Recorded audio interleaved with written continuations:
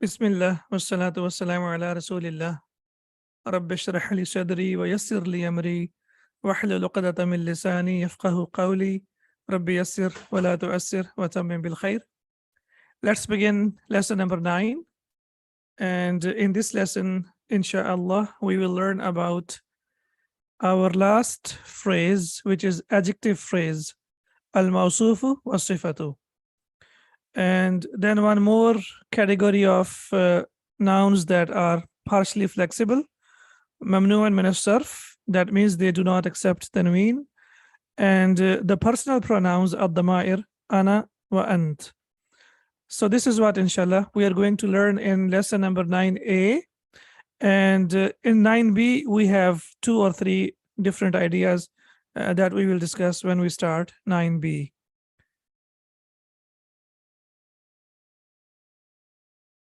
Now we have already learned 3 phrases, and we know that phrase is an incomplete sentence, we can say. It cannot communicate the meaning by itself unless we have something with that. For example, it can be a subject or it can be predicate, but it cannot be a complete sentence. We have learned about prepositional phrase, al-jar wal-majroor. Then we have learned about possessive phrase, mudafun wa mudafun ilayhi. Jar majroor, we have the example like lillahi, mudaf wa mudaf ilayhi. We have baytullahi. And similarly, we have learned demonstrative phrase in the previous lesson, which is ismul ishara wa musharun ilayhi. For example, we say hadha al-kitab, this book. And inshallah, today we learn about the last phrase, which is called adjective phrase, al-mawsufu wa sifatu. Okay, what is adjective phrase? It has 2 parts, and we know that all the phrases basically they consist of 2 parts, or we can say 2 different nouns. And we know that when we put these 2 nouns together, and when we define the characteristics like how to put them together and how to get the different meaning. So here, the first one, the noun that is being described is called al-mawsuf. So we have the noun which is being described, and then we have the adjective which is called as-sifatu. So we have mawsuf wa sifa. Now, what is the most important thing about this phrase? In this construction, both the noun and the adjective are always equal in 4 properties of the noun. So as we have learned 4 properties of the noun, do you remember what the 4 properties of the noun are? We have learned about capacity, right? We have learned about gender, we have learned about number, and we have learned about i'rab. So these 4 properties of the noun are very, very important. And whenever we talk about adjective phrase, the noun must be equal in 4 properties. For example, in English, we say a new student. So what do we have in English?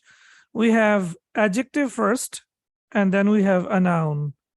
And M for male, yani a masculine student or male student. So what do we have first? We have adjective first, and then we have the noun. But in Arabic, it is opposite. What happens in Arabic?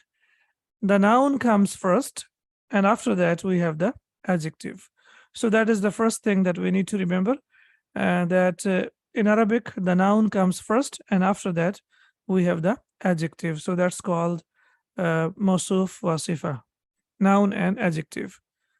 Okay, talibun jadidun. Now we can see over here that the noun must be equal in 4 properties. So as we know that we have learned 4 properties, for example, the first one is capacity, an-nakira wal-ma'rifa, which is indefinite and definite. So talibun, what is the capacity of talibun? Is it indefinite or definite? Yes, please. Talibun is indefinite, nakira, excellent. Okay. And similarly, jadidun, what about jadidun? Is this definite or indefinite? This is also indefinite, excellent. So the first check we get over there, that it's equal in capacity. Then the second one is, as we know, is the gender. Talibun, is it masculine or feminine? masculine. Okay, and jadidun is also masculine. So the second check is gender. The third one is number. Talibun is mufrad or plural or singular or plural. Mufrad, singular. And jadidun is also singular. And the last one is the status, as we know, i'rab. So is it marfu, mansub, or majroor? This is marfu. Okay, excellent. So when we get all the four checks, that means our adjective phrase is ready. So we have to have four checks, C, G, and S, as we say, four dimensions or 4D properties of the noun. So we can see over here. And now it is a complete adjective phrase. It is mawsuf and sifa.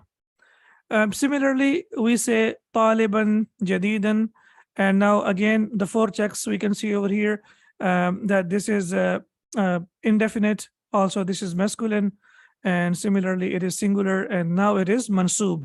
So if noun is mansub, as we can see over here, then the adjective has to be mansub as well. And similarly, if the noun is majroor, as we can see over here, then the adjective has to be majroor as well. In fact, they must be equal in four properties, and we know we have as already completed the four checks. So here the same thing, four checks here and four checks here. So this is for the masculine. Now let's have a look at the feminine. In English, we say the same thing. We say a new student, but in Arabic, it has to be slightly different, as we know. So in Arabic, we say, what is the feminine of talibun?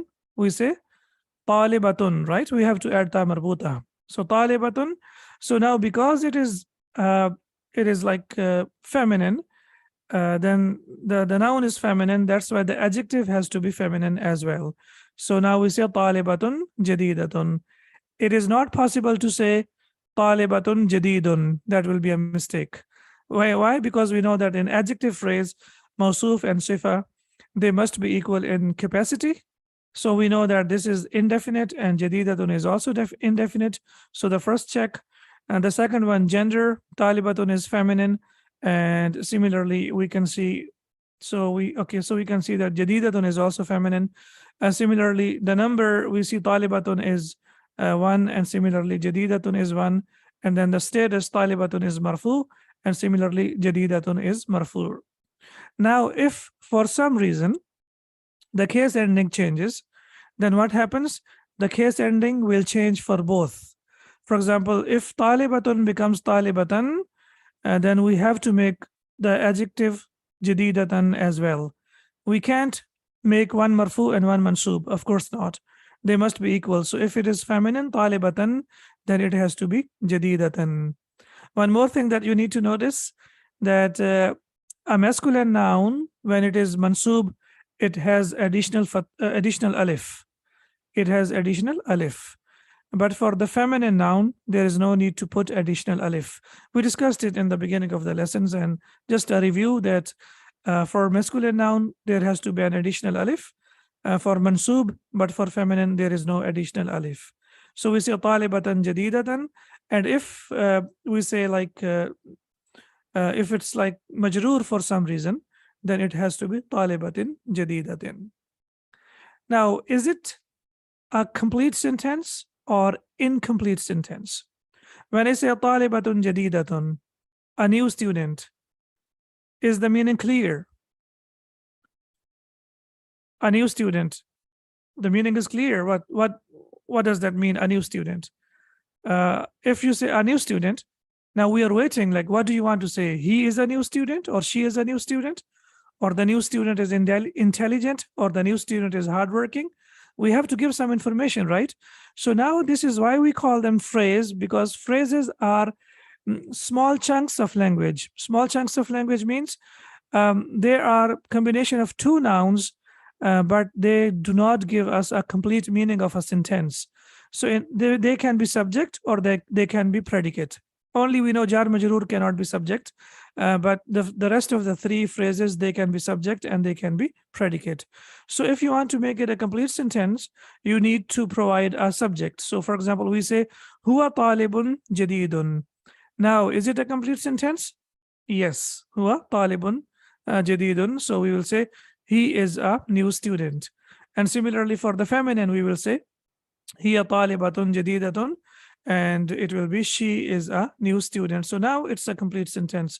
So we have to have subject and predicate. So either they are used as subject or they are used as predicate. So now we can see that we have used al-mawsuf or sifa, we have used them as predicate. Is this clear? This is one of the most frequently used phrases in the Quran. Very common. It's used a lot. Today, inshallah, we focus only on indefinite noun, and inshallah, in part B of the lesson, we will focus on definite noun. As we can see, talibun jadidun, both of them are indefinite nouns, both of them are an-nakira. Okay, if that's clear, then let's begin with the lesson. So, ad-darsu at-tasi'u, lesson number 9, and part A, Hamza, as we can see here, so that means A. Man hadha rajulu, who is this man? So we can see over here that hadha rajulu is ishara wa musharan ilay, which is demonstrative phrase, and we will say that this is a complete sentence now. Who is this man? So it's a complete sentence. It's a question basically, but it's a complete sentence. And the answer is huwa abbasun. Simple nominal sentence. We have subject and we have predicate. Mubtada and khabar, excellent. So we will say that he is Abbas. Abbas, now we get some information about Abbas. The information is, it says Abbasun tajirun. So why do we have to say Abbasun? Because we know that subject is marfu and predicate is also marfu. So both of them have to be marfu. So we say Abbasun tajirun. Abbas is a merchant. Now, here we only know that he is merchant. But if we want to say that he is a rich merchant, now what is rich? Rich is an adjective, right? Rich is an adjective. Even if we don't know in Arabic, like ghaniyun is adjective, but in English, alhamdulillah, we know that rich is an adjective. And what happens now? We say Abbasun tajirun. So what is the subject? Abbasun. And what is the predicate? Tajirun. And so this is subject and this is predicate. And this predicate has its sifa. It has an adjective, and that adjective means that it is it's a phrase that means it is masuf and sifa. He is a rich merchant. So we can see over here that in English, adjective comes first, and then after that the noun follows it. But in Arabic, it's opposite. In Arabic, we have noun first, and then the adjective follows it. Then we have Hamidun Mudarrisun. Again, a simple nominal sentence, subject and predicate. Hamidun Mudarrisun. Hamid is a teacher. And now we have the sifa of Hamid. We say Hamidun Mudarrisun Jadidun. Hamid is a new teacher. So again, we can see here, Jadidun is new, and that means it is an adjective, and Mudarrisun is noun, as we already know about it. Okay. Now, you might be thinking like, how would I know if it's an adjective or not? So this is how we will know. Whenever you come across a new word, please make a separate sheet on your notebooks and write over there noun, adjective, and verb. So in the category of noun, you can put noun. In the category of adjective, you can put adjective. And in the category of verb, you can put verb. And inshallah, by the end of the course, you will have your own, vocabulary, or, your own, you can say combination, or like majmu'ah vocabulary, where you can have them all and you can review them whenever you want to. Is this clear? Okay, now we have here, now we have ma hada. What is ma used for? It is used for ghayru aqil. So the first part was about aqil, and the second part, now we can see over here, it is about ghayru aqil. So ma hada, hada will be subject and ma will be predicate, because ma is indefinite noun, and we know that indefinite noun, generally when we have definite and indefinite noun, then the definite noun will be subject. Ma hada, what is this? Hada tufahun, this is an apple. So now we can see over here, we have nominal sentence. It's a very simple sentence. Here now we have at-tufahu, the apple, fakihatun, لذيذة. Now we can see that التفاح is a fruit, فاكهة, and similarly it's feminine, that's why it's a noun, and that's why the adjective is also feminine, لذيذة. I have a question here. Why here we have التفاح? Why? Does anyone remember? I gave you example from the Quran as well. So what happened here? Generally when we mention a noun for the first time, and if it is an indefinite noun, it remains indefinite noun. But the same noun, if we mention it again, then it becomes a definite noun. So here it is a nakira, but here it becomes marifa. Why it becomes marifa? Because we are discussing it or we are talking about it for the second time. And in English, I gave you the example. I have a pen. The pen is blue. So when I talk about the pen for the first time, it is indefinite. But when I talk about the same pen for the second time, it becomes definite. التفاح فاكهة لذيذة. The apple is a delicious fruit. Now we can see that فاكهة is a noun and لذيذة is adjective. So this is موصوف and this is صفة. ما ذلك? What is that? And ذلك عصفور, that is a sparrow. Now again we can see that tufah is غير عاقل, so we have ma over here. Similarly, عصفور is غير عاقل, so that's why we have ma over here as well. ذلك عصفور, that is a sparrow. Now when we mention this the same bird again, so we will say العصفور طائر صغير. So al-asfuru will be subject and ta'irun is the predicate, and the sifa of ta'irun is what? Saghirun. So this is the adjective. The sparrow is a small bird. Now we can see over here that this is noun and this is adjective. And try to memorize the meaning, I mean the vocab in Arabic as well. So we will say this is mawsuf and this is sifa, noun and adjective.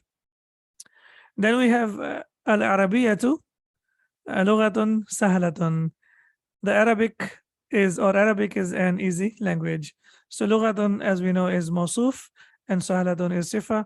And this is noun and this is adjective.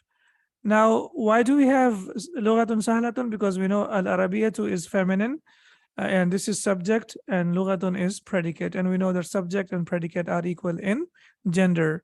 Similarly, mawsuf is feminine and that's why the sifa is also feminine. Lughatun sahlatun. Then we have Ammarun, Talibun, Mujtahidun. Ammar is a hardworking student. So Talibun is noun and the adjective that we are using for the noun is Mujtahidun. Ammar is a hardworking student. Wa and Mahmudun, Talibun, Kaslanu. And Mahmud is a lazy student. Now what happened over here? Here we have Mujtahidun and it has tanween. But here we have kaslanu and it does not have tanween. What does that mean? It's a diptot. Excellent. It is mamnu min as-sarf. Why is it mamnu min as-sarf? Because it is an adjective and it ends with alif and noon. So if a word is adjective and if it ends with alif and noon, then it will be mamnu min as-sarf, as we can see over here. Adjectives that end with alif and noon don't accept tanween. We learned earlier like a noun that ends with adjective with alif and noon that does not accept tanween. For example, Imranu wa Salmanu, or similarly we have learned Uthmanu, and now we are learning that if an adjective ends with alif and noon, it does not accept tanween. And the translation is here: Ammar is a hardworking student and Mahmud is a lazy student. So this is very important thing that we need to remember. Man anta. Now we have the introduction of personal pronoun, ad-damir, as we call that. Man anta, who are you? So anta, if it is for the masculine, then it comes with fatha. For the masculine, it comes with fatha. Man anta, who are you? And how do we know it is used for the masculine? We can see here that the person says, Ana talibun, I am a student. And we can see that Ana means I, and talibun is student. So I am a student. Now the next sentence is أأنت طالب جديد. Are you a new student? So again, we have a موصوف and صفة. Are you a new student?